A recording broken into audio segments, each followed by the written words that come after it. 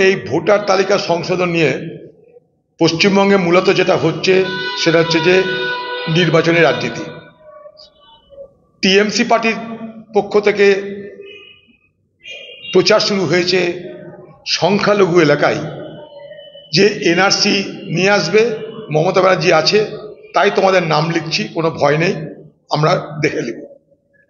ঠিক উল্টো দিকে বিজেপি, তাদের অভিযোগ সে সংখ্যালঘুদের বিরুদ্ধে, অর্থাৎ সংখ্যালঘুদের জনসংখ্যা বেড়ে গেল, ভোটার বেড়ে গেল, হিন্দুরা তোমরা ঐক্যবদ্ধ হও। অর্থাৎ দুদিক থেকেই সেই পুরনো খেলা শুরু হয়ে গেছে যে নাগরিক এবং সেই নাগরিক অধিকার, নাগরিক আইন, এনআরসি 2021-এ যা হয়েছিল বিভাজনের রাজনীতি, আজও সেই বিভাজনের রাজনীতি শুরু হয়ে গেল।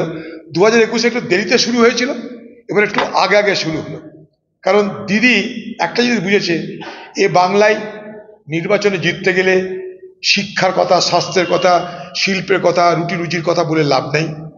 এখানে সাম্প্রদায়িক বিভাজনের রাজনীতি করতে হবে, এনআরসি নাগরিক আইনের ভর্তি দেখাতে হবে, আর তার সঙ্গে আমরা এই ভান্ডার সেই ভান্ডার ওই ভান্ডার দেব, সেগুলোকে দেখাতে হবে, মানুষকে প্রলোভিত করতে হবে, আর তার সঙ্গে ভয় দেখাতে হবে। আজকে আন্তর্জাতিক মহিলা দিবস, বাংলার মুখ্যমন্ত্রীকে জিজ্ঞেস করব আমি যে আপনার রাজত্বে বলুন এ বাংলায় কতজন মহিলা ধর্ষিতা হয়েছে, কতজন মহিলা নিগৃহীতা হয়েছে, আর তার জন্য আপনি কি বিচার করতে পেরেছেন, কাকে শাস্তি দিতে পেরেছেন বলুন। আপনি বলুন এই বাংলায় মহিলাদেরকে আপনার রাজত্বে তাদের আত্মনির্ভর করার জন্য কি ব্যবস্থা করেছেন, কতজন মহিলার চাকরি হয়েছে, কতজন মহিলা স্বনির্ভর হয়েছে, আপনি এই বাংলার মানুষকে বলুন। আপনি এই বাংলার মানুষকে বলুন আজকে আন্তর্জাতিক নারী দিবসে যে এই বাংলায় আজকে যারা নারী, যারা মহিলা, তাদের রক্ত অল্পতার পরিমাণ কত, তাদের শিক্ষার হার কত, তারা উচ্চশিক্ষায় কতজন উত্তীর্ণ হলো, আপনি বলুন, তবে মানাবে আপনার এই প্রকল্প।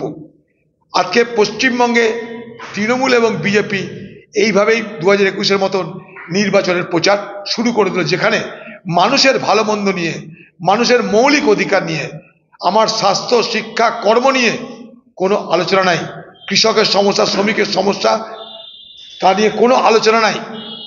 সবারই সব কিছু প্রচারের কেন্দ্রবিন্দুকে ঘুরিয়ে দেওয়ার জন্য একদিকে দিদি, আরেকদিকে বলছে দুই দল এ বাংলায় রাজনীতি শুরু করে দিয়েছে। এটাই এই স্কুটিনির মূল প্রতিপাদ্য। আমি তো বলছি, কালকেও বলেছি, এই স্কুটিনির মাধ্যমে আপনি তালিকা তৈরি করুন, ঘরে ঘরে বেকারের সংখ্যা কত, সেই এলাকায় শিল্প কোথায়, সেই এলাকায় রুটি রুজি কোথায়, সেই এলাকায় স্বাস্থ্যের কি খবর, সেই এলাকায় শিক্ষার কি খবর, বার করুন না স্কুটিনি করে।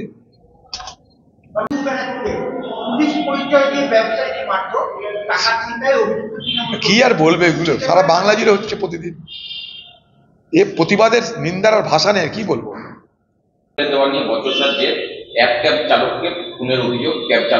নেই বাংলায় আইন শৃঙ্খলা নেই, নৈরাজ্য চলছে। Bangla has been degenerating into an state of anarchy. আমি তো আগেও বলছি, এখনো বলছি, নৈরাজ্যের রাজত্বে আমরা বাস করছি। ছোট ছোট জমিতেও তিনতলা, এমনকি অর্থ সম্পদ থেকে বেরোতে বস্তি বা কলোনি এলাকার জমিতে তৈরি বাড়ি রেগুলারাইজেশন ফি স্কয়ার ফুটে তিনতলা প্রায় 3 লক্ষ টাকা কমিয়ে দিল পুরসভা। পুরসভার সিদ্ধান্তে মূল কথা অবৈধ নির্মাণে ছাড়পত্র। দেখুন, পশ্চিমবঙ্গে তৃণমূল সরকারের আজকে যা হিসাব ভারতবর্ষে, তাদের তৃণমূল সরকারের নেতৃত্বে এ বাংলায় ধারের বোঝা বাড়ছে। প্রায় 7.5 লক্ষ কোটি টাকা ধারের বোঝা আজকে বাংলার মানুষের উপর। সারা ভারতবর্ষের নিরিখে আজকে পশ্চিমবঙ্গে রোজগার, মানে সরকারি রোজগার যাকে রেভিনিউ বলে, রেভিনিউ আর নেই, সরকারের রাজস্ব আদায় কমে যাচ্ছে, কারণ শিল্প নেই, বাণিজ্য নেই। সরকার নিজেকে বাঁচানোর জন্য কি করছে, সেই সমস্ত জায়গাগুলোকে বেছে নিচ্ছে যেখানটাই তাদের নতুন করে রাজস্ব আদায় করা যেতে পারে। কোথায় কোথায়? মদের দোকান ঢালাও, কিসের জন্য? রাজস্ব আদায়ের জন্য। ঢালাও, লটারি আদায়, রাজস্ব উদ্দেশ্য যে রাজস্ব আদায় করব। লটারির যারা মাথা, তারা সব থেকে বেশি চাঁদা দিচ্ছে পশ্চিমবঙ্গের তৃণমূল পার্টিকে এখানে অবৈধভাবে লটারি ব্যবসা করার জন্য। রোজগারের রাস্তা কি? বিদ্যুতের দাম বাড়িয়ে দেওয়া। রোজগারের রাস্তা কি? পরিবহনের খরচ বাড়িয়ে দেওয়া, মানুষের যাতায়াতের খরচ বাড়িয়ে দেওয়া। আরেকটা গোল্ড মাইন, সেটা কি? জমি। ভূমি এবং রাজস্ব দপ্তর এ বাংলার মানুষকে নির্বিচারে শোষণ করে চলেছে। ভারতবর্ষে যেখানে এত জমি কেনা বেচার ফিজ নেই, সেটা এই বাংলায় আছে।